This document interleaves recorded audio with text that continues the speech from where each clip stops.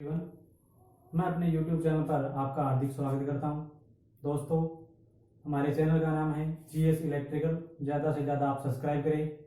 देखिए, कल हमने किरचॉफ के धारा नियम के बारे में पढ़ा था, KCL, यानी अपने KCL के बारे में पढ़ा था। किरचॉफ के दो नियम पढ़े थे। पहला नियम, दो नियम थे, एक था KCL और दूसरा था KVL, यानी किरचॉफ करंट लॉ और किरचॉफ वोल्टेज लॉ। दो प्रकार के नियम थे जिसमें हमने किरचॉफ करंट लॉ के बारे में हमने पढ़ लिया था। ठीक है, और आज जो अपने पढ़ने जा रहे हैं वो पढ़ेंगे किरचॉफ वोल्टेज लॉ के बारे में। किरचॉफ वोल्टेज लॉ के बारे में देखिए, पहले वाले नियम में ये जो KCL नियम था, ये किस सिद्धांत पर काम करता है, इस प्रकार से कई बार एग्जाम में पूछा जा चुका है। तो KCL के बारे में अगर मैं आपको बताऊं तो ये आवेश संरक्षण के सिद्धांत पर काम करता है। आवेश संरक्षण के सिद्धांत पर काम करता है। और अगर मैं दूसरे नियम की बात करूं, यानी KVL की बात करूं, तो KVL जो है आपका ऊर्जा संरक्षण के सिद्धांत पर काम करता है। ऊर्जा संरक्षण के सिद्धांत पर काम करता है, यानी किरचॉफ करंट लॉ आवेश संरक्षण के सिद्धांत पर और किरचॉफ वोल्टेज लॉ जो है ऊर्जा संरक्षण के सिद्धांत पर काम करता है। अब देखिए, आवेश संरक्षण क्या चीज है, ये मैंने आपको बताया था पहले भी। यानी आवेश के बारे में अगर अपने बात करें तो यहाँ पर आने वाली धारा जाने वाली धारा के बराबर होती है। ये पहला नियम था, यानी I बराबर Q/T, यानी आवेश प्रवाह की दर के बराबर होता है। इसलिए ये आवेश संरक्षण के सिद्धांत के ऊपर काम करता है। ठीक है, तो इस चीज का आपको ध्यान रखना है। अब देखिए किरचॉफ वोल्टेज लॉ।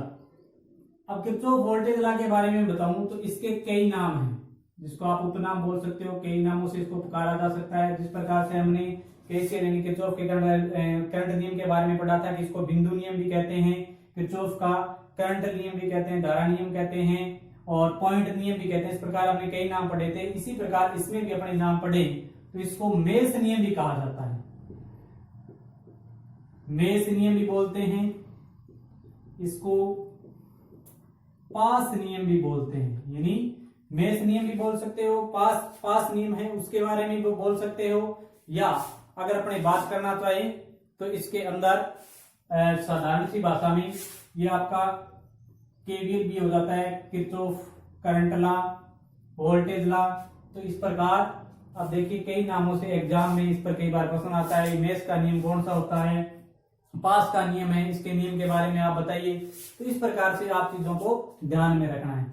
अब ये नियम कहता क्या है, यानी किरचॉफ का जो वोल्टेज नियम है वो कहता क्या है, तो इसके बारे में बात करें। एक नाम और है इसका, जिसको आप क्या बोल सकते हो, लूप नियम। लूप नियम तो वही बात कि एक परिपथ है जो DC बंद परिपथ होना चाहिए, तो उसके अंदर होता क्या है दोस्तों, सिग्मा E बराबर सिग्मा I इंटू R होता है। ये आपका किरचॉफ वोल्टेज लॉ है। सिग्मा E बराबर सिग्मा I इंटू R होता है। अब देखिए, सबसे पहले सिग्मा क्या है, सिग्मा योग को कहते हैं, बीजगणित जो आपका योग होता है उसको क्या बोलते हैं अपने, सिग्मा। अब देखिए होता क्या है कि किसी भी बंद जो DC परिपथ है उसमें आरोपित वोल्टेज का मान प्रतिरोध के जो सिरे होते हैं I इंटू जो ड्रॉप होता है उस ड्रॉप के बराबर होता है, या इसका अपने बीजगणित योग बोले तो बीजगणित योग क्या होता है, शून्य होता है। यानी सप्लाई स्रोत के, यानी सप्लाई वोल्टेज सोर्स बराबर किसका होता है, सिग्मा I इंटू R के बराबर होता है। तो अपने इस नियम की अगर अपनी परिभाषा लिखना चाहें तो देखिए अपने किसी बंद परिपथ में, यानी किसी बंद परिपथ में आरोपित वोल्टेज, किसी बंद परिपथ में आरोपित वोल्टेज और उसमें वोल्टेज ड्रॉप, या आप इसको क्या बोल सकते हो, विभव पतन के योग के बराबर होता है। बराबर होता है या इनका बीजगणितीय योग शून्य होता है, या इनका बीजगणितीय योग शून्य होता है, यानी किसी बंद परिपथ में आरोपित वोल्टेज और उसके वोल्टेज ड्रॉप के योग के बराबर होता है। यहाँ पे आरोपित वोल्टेज क्या है, सिग्मा ई, और वोल्टेज ड्रॉप क्या है, आई इंटू आर। यानी इसे दूसरे रूप में अगर अपने लिखना चाहें तो इस ई को, यानी जो सप्लाई वोल्टेज है, स्रोत वोल्टेज जो दी गई वोल्टेज है वो, और आई इंटू आर यानी परिपथ के अंदर उत्पन्न हुई वो वोल्टेज ड्रॉप कौन सी होगी, धारा और प्रतिरोधक पर होने वाली, तो यानी इसका आई इंटू आर क्या है, इसका वोल्टेज ड्रॉप है। तो देखिए सबसे बेस्ट क्या है, अब इसको आई इंटू आर है, अब आप इसका बीजगणितीय योग करोगे तो ये प्लस का इधर लेके आओगे माइनस का हो जाएगा, तो दूसरी समीकरण है उसकी ये बनती है। पहले आप ये बोल सकते हो सिग्मा ई बराबर क्या होता है, सिग्मा आई इंटू आर, और दूसरी समीकरण क्या बनती है, यानी ई इसको आप इधर लेके आओगे माइनस में हो जाएगा, और इक्वल टू क्या हो जाएगा, जीरो, यानी बीजगणितीय योग इनका क्या होता है, जीरो होता है। तो आपको इस चीज का ध्यान रखना है, वोल्टेज ड्रॉप का ध्यान रखना है कि वोल्टेज ड्रॉप परिपथ के अंदर होती कैसे है, इसके बारे में अपने थोड़ी सी विस्तार से चर्चा करते हैं, ठीक है। तो इन चीजों के बारे में आप थोड़ा सा ध्यान रखोगे। अब देखिए इसके बाद अपने अब देखिए इसके बाद हमने ये नाम पढ़ लिए हैं, इसके बारे में जान लिया है। अब केवीएल और केसीएल दोनों नियमों की अगर अपने बात करें तो देखिए ये परिपथ डीसी के लिए बनाए गए थे, लेकिन लागू होने की अगर अपने बात करें तो दोनों के ऊपर ये नियम लागू होते हैं, एसी एवं डीसी दोनों में ये नियम लागू होते हैं। इस बात का आप जरूर ध्यान रखेंगे। देखिए जो परिपथ है नोड एनालिसिस करने के अंदर मुख्यतः जटिल परिपथों को हल करने के लिए काम में लेते हैं, ये बात अपने पहले भी कर चुके हैं। अब अगर अपने इसके बारे में थोड़ी सी विस्तार से चर्चा करें तो देखिए केवीएल के बारे में किरचॉफ का नियम है, जो पहली शर्त होती है, पहली शर्त ये है किरचॉफ के नियम के अंदर कि आपको करंट की डायरेक्शन का पता होना चाहिए, करंट की डायरेक्शन का पता होना चाहिए। करंट की डायरेक्शन का मतलब क्या होता है कि भी करंट जो है आपका क्लॉकवाइज है या एंटी क्लॉकवाइज है, इस दोनों चीजों का अपने को ध्यान रखना पड़ता है। जिन्हें परिपथ में जो लूप बनेंगे उनमें आई का मान ध्यान रखना है। आई का मान ध्यान रखने का मतलब क्या हो गया कि भी करंट की डायरेक्शन क्या है, उस डायरेक्शन के हिसाब से ये नियम लगेगा, ठीक है। तो पहली शर्त आपको इसका पता होना चाहिए। दूसरी जो चीज इसकी है, अपने को इसकी पोलैरिटी के बारे में ध्यान रखना पड़ता है, यानी जिसको अपने क्या बोलते हैं, ध्रुवता के बारे में ध्यान रखना पड़ता है, ठीक है। तो अब इस जो नियम है इसके बारे में हमने मुख्य तो जो एग्जाम में पूछे जाने वाली बात यह है कि सिग्मा ई इक्वल टू बराबर किसके होता है, sigma I into R. Sigma यहाँ पर बीजगणितीय योग को दर्शा रहा है, ठीक है। यानी इस प्रकार से अगर अपने परिपथ की एक बात करें तो मान लीजिए ये कोई प्रतिरोधक जुड़ा हुआ है इस सर्किट के अंदर, ये कोई 3 प्रतिरोधक जुड़े हुए हैं सर्किट में, और इसे वोल्टेज जो स्रोत है 2 वोल्टेज स्रोत मिल रहे हैं। मान लीजिए इस सर्किट में कितने वोल्टेज स्रोत हैं, 2 स्रोत मिल रहे हैं। यहां पर भी V मिल रहा है और यहां पर भी V, यानी यहां पर एक V1 है और एक क्या है, V2 है। ये R है, आप R1 बोल सकते हो, इसको R2 बोल सकते हो, ये यहाँ पे क्या हो गया R3। देखिए इसकी जो पोलैरिटी है वो इसकी तो विभो की है, जो वो तो समान रहेगी वोल्टेज की, यहाँ पे माइनस वाला है, यहाँ पर क्या है प्लस है। अब जब भी प्रतिरोधक के अंदर अगर अपने पोलैरिटी का ध्यान रखना पड़ता है, जैसे किसी सेल की बात करें तो सेल में प्लस और माइनस सिरे होते हैं, उसी प्रकार जिस डायरेक्शन में करंट चलेगी उसी डायरेक्शन में प्रतिरोध पे क्या चलती है, करंट चलती है। ये प्लस से माइनस की तरफ, प्लस से माइनस और प्लस से माइनस। तो इस प्रकार अपने जो लूप बनेगा वो लूप करंट की डायरेक्शन क्या रहेगी, ये रहेगी, यानी आई की क्या रहेगी, क्लॉकवाइज जो है डायरेक्शन रहेगी।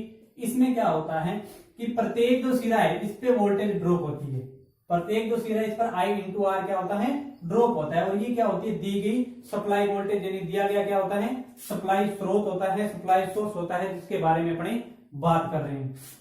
अब देखिए अगर ये पूछा जाए, कई बार एग्जाम में ये भी पूछा जाता है कि किसी बंद लूप में, किसी भी बंद लूप के अंदर नेट वोल्टेज का मान कितना होता है। क्वेश्चन कई बार एग्जाम में पूछ लिया जाता है कि किसी बंद लूप में नेट वोल्टेज का मान कितना होता है, नेट वोल्टेज का मान कितना होता है। तो अगर इसकी बात करें तो नेट वोल्टेज का मान कितना होता है, 0 होता है, क्योंकि जो नेट वोल्टेज होता है वो 0 होती है, और जो दी गई टोटल वोल्टेज है वो 0 कैसे होगी, 0 हमने पढ़ चुका है, 0 कैसे होगी, 0 ऐसी होगी कि जो आपका सिग्मा ई है, सिग्मा ई है, यानी दिया गया सप्लाई सोर्स है, यानी V1 और V2 है, वो R1 R2 और R3 पे जो वोल्टेज ड्रॉप होगा वो और वो आपस में V1 V2 पे क्या होता है, बराबर होता है।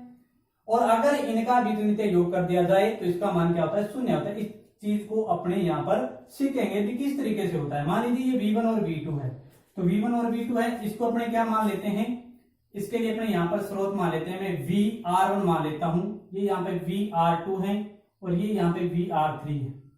यानी VR1, VR2 और VR3 का मान किसके बराबर होगा, तो वोल्टेज स्रोत दिया गया है, यानी V1 और V2 के बराबर होगा। अब देखिए किस प्रकार से होता है, यानी V1 प्लस V2 का योग किसके बराबर होगा, जैसे ये सिग्मा ई आर दिया गया, सप्लाई स्रोत आ गया।